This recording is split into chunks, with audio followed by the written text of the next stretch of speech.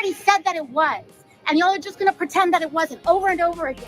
It's up, man. And you're not helping these people, TV. And you're not helping them. What a potty mouth that is. He dropped an F-bomb on us. Alexandria Ocasio-Cortez was seeing a movie in Manhattan with her pasty, ginger, sort of soft boyfriend. Oh, fiance. Or are they married now? I can never get it straight with those two. They're like Meghan Markle and Prince Harry, aren't they? I mean, without the nobility. Anyway, Alexandria Ocasio-Cortez is trying to watch a movie, and she got confronted by protesters, not right-wing conservative Tea Party members, not MAGA hat-wearing protesters. No. These are protesters of her own making. These are protesters of her own kind. These are left-wing, radical, pro-Hamas Marxist protesters who think that AOC is too in the tank with the Jews. That's right. She hasn't been hard enough on Israel. And here's what happened. You refuse to call it a genocide. I need you to understand. It's not okay that there's a genocide happening. You're not actively against it. You're lying. I'm lying. You're not. You went on TV and avoided talking about it. For what? Because now you can't say it's a genocide or what you're deciding for political race. You can't call it a genocide. How do you say that? We're not lying. We're not lying. You've been saying it in interviews. It's insane. You haven't been calling it a genocide. Don't tell me I'm lying. Then just say it's a genocide. Just say it. Over 30,000 people are dead, AOC. You can't just say it for once. Just say the word. That's it. That's all we want you to say. Or you're not angry about people confronting you publicly. You can't call it genocide. Over 30,000 people have died. Stop. Okay? Stop. We're not doing anything. We're just talking to an intellectual participation. That's all we're doing. That's it. Cut it, and you're going to cut this, and you're going to clip this so that it's completely out of context. I already said that it was, and y'all are just going to pretend that it wasn't over and over again. It's up, man. And you're not helping these people, and you're not helping them. You refuse to. You're not helping them. Well, she needs to watch her language. What a potty mouth that is. She dropped an F-bomb on us.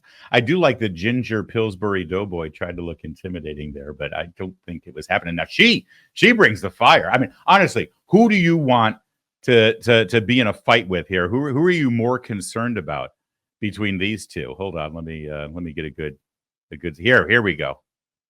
I mean, who are you more intimidated by when they meet you in a dark alley in New York? I honestly, ginger Pillsbury Doughboy, I think I can take, but she will knife you. All right, so let's unpack this because it's pretty delicious. They're upset, as you may have heard, because she won't call what Israel is doing to protect their country from Hamas terrorists.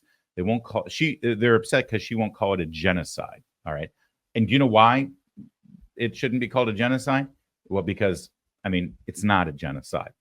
It's not a genocide by any stretch of the imagination. And in fact, if you're upset that people from the Hamas terrorist groups are being killed, or in some cases, innocent bystanders there in the Gaza Strip, if that bothers you, and it bothers me, you should be putting pressure on Hamas to surrender completely, hand over all of the hostages, and actually end this war, but they refuse to do that.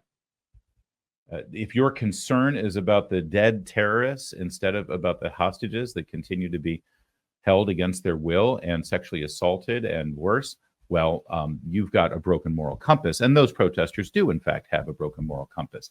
And their beef with Alexandria Ocasio-Cortez apparently is that she won't call it a genocide, right? But see, here's the beautiful part of it. Watch this tail end again.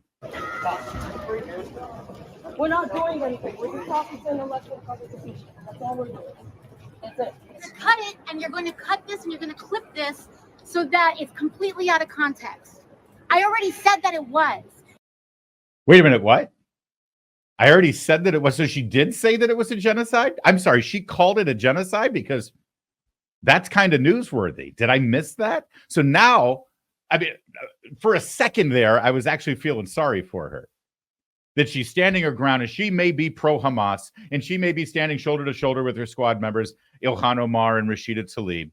And she may, be wrong on every possible issue, but she won't go so far as to say that Israel is guilty of genocide.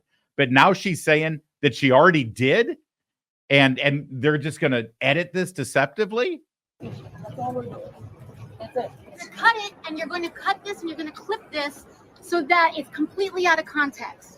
I already said that it was, and y'all are just going to pretend that it wasn't over and over again. It's f***ed up, man. And you're not helping these people, and you're not helping them. You're just going to deceptively edit this and cut it and make it look like I didn't say what I said and said something that I didn't say. I know, because I've done Meet the Press before, and I know how those people operate. This is delicious. She can't stand the fact that a couple of benign little protesters with masks on their faces, and trust me, they're not wearing masks because they're afraid of COVID. This is to hide their identity, because even they know that they're atrocious people and they're worried about losing their jobs. But they're hiding their little faces in a mask, and they're using their little cell phones, and they're just saying, say genocide, say it's genocide, say it's genocide. And she can't stand it. Boy, have you ever seen her that emotional, that fired up, that angry? And this is the person who, by the way, famously said that the whole point of protesting is to make people uncomfortable. Activists take that discomfort with the status quo and advocate for concrete policy changes, man. Popular support often starts small and grows. To folks who complain, protest demands make others uncomfortable. That's the whole point. Now, of course, that was put out in December of 2020 in the wake of the George Floyd protests and the Black Lives Matter protests, and we'll just fill in your left-wing cause that she gets rich and powerful off of protests.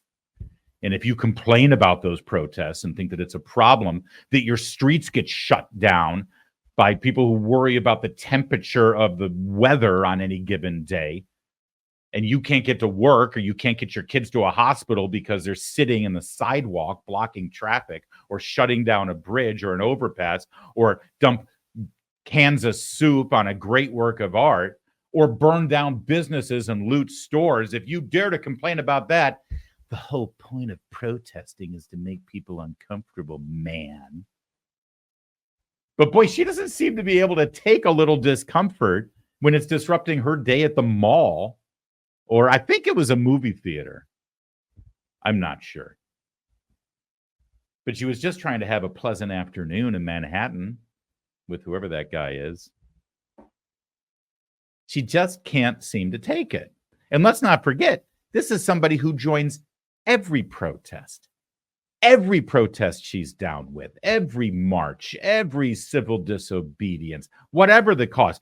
In this case, it was about making sure that babies could be killed before they're born.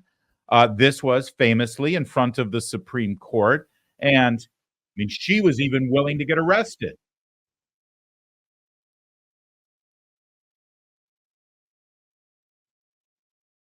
Hold on a minute. They're carting her away and arresting her in handcuffs. Yeah, she was pretending to wear handcuffs. But still, it was a protest, and it was meant to disrupt, and it was meant to make you uncomfortable. I mean, not so uncomfortable that you would actually have to wear handcuffs or anything. You just pretend like you're cuffed because you're down with the cause, man. That she's ridiculous and a hypocrite, of course, and she can't take it, even though she dishes it out on a regular basis. I mean, if it weren't for political protests, she'd have absolutely no political activity whatsoever. And it's fun to make fun of her. Except just for a moment here, can we put this into context? Because these people who are politically aligned with her and are trying to push her to say that what's going on with Israel defending themselves by getting rid of Hamas, the people who just murdered and raped over 1,000 of their innocent countrymen on October 7th, 150 days ago, and continue to hold hostages to this day, including American hostages. These people, these radicals who are aligned with Alexandria Ocasio-Cortez, who demand that she call this a genocide. And AOC, who's like, hey, man, I'm trying to do the best. I said genocide. Just leave me alone. Let me watch a movie and I'll do what I can because I know that those Israelis, I know they're the problem, right? On the same day that all of this is going down, the UN finally publicly acknowledged what we've all known, what people like AOC and Rashida Tlaib and Ilhan Omar and all their friends in the media have been lying about since October 7th. On the same day that these radicals are trying to make a big stink and call what Israel's doing to these murderous terrorists genocide, the UN made this announcement. To the hostages taken to Gaza, we found clear and convincing information that sexual violence, including rape, sexualized torture, cruel, inhuman, and degrading treatment, has been committed against captives. And we also have reasonable grounds to believe that such violence may still be ongoing against those still held in captivity. That's right. Despite all of the propaganda and all of the enablers of the propaganda, sadly, in this country and in Western Europe, trying to pretend that, oh, they're not even hostages. They're just being held against their will until we can reach a peaceful resolution, and they're being treated well and they're being cared for, and no, they're being tortured, they're being raped, they're being assaulted on a regular basis. Of course they are. And these maniacs here in America, enabled by Alexandria Ocasio-Cortez and the Hamas squad, these maniacs think the problem is Israel and Benjamin Netanyahu. And when I say these maniacs, I mean Vice President Kamala Harris and President Joe Biden, too. Joe Biden has never been a supporter of Israel, not to the level that he should be. And now he's more concerned about saving his contemptible political future by keeping Michigan blue than he is about innocent Americans. There are Americans along with the Israelis who are being held, and they're being sexually assaulted. He never even mentions them, let alone does anything about it. Instead, he thinks the problem is Netanyahu. So yeah, it's great to see AOC get a taste of her own medicine, and it's great to see her freak out because people dare to get in her face and protest from the left. But let's not forget what all of these people are supporting and standing for when they chant free, free Palestine and from the river to the sea. They're on the side of the murderers and the rapists.